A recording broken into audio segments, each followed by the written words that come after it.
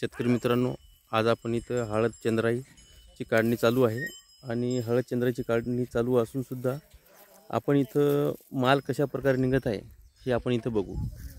तर बघा, अशा प्रकारे माल जो आहे अशा प्रकारे निघत आहे. आपण बघू शकता, साधारण 3.5 किलोपर्यंत आपल्याला इथं गड्ड्याचं वजन जे आहे ते मिळत आहे. आणि जो गड्डा आहे तो अशा प्रकारे भरगच्च माल आहे. तरीही आपण हळदीचं जे प्रमाण आहे, हे जे थोंब होते ते थोंब आपण फक्त 4 इंचावर, कुठे 6 इंचावर अशा प्रकारे लावलेले आहेत.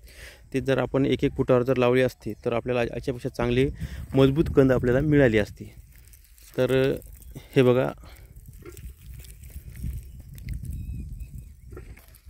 अशा प्रकारे इथं गड्ड्याचं जे वजन आहे हे भरगच्च, आणि शेंग ही जी आहे ही शेंग पण आपल्याला इथं जाड आणि भरगच्च मोठी लांबी रुंदी आणि आतला गाभा जो आहे तो पण रुंद अशा प्रकारे मिळत आहेत.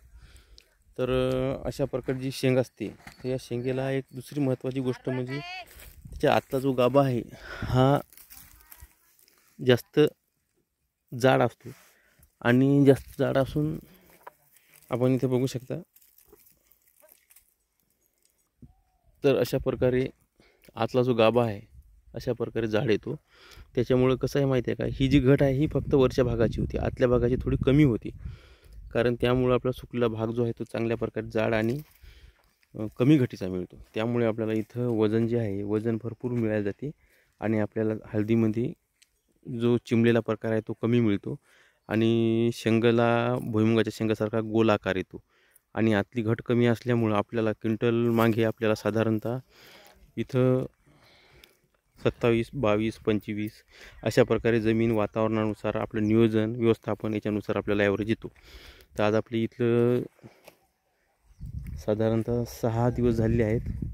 उद्या शेवटचा दिवस आपला इथं 7वा तयार होणार आहे, सुरुवात होणार आहे. कारण कसं माहिती आहे का, आता एका दिवसाची हळद आपल्या इथं राहिलेली आहे. तर ही आहे हळद चंद्राई आणि परिपूर्ण नियोजन झालेलं आहे.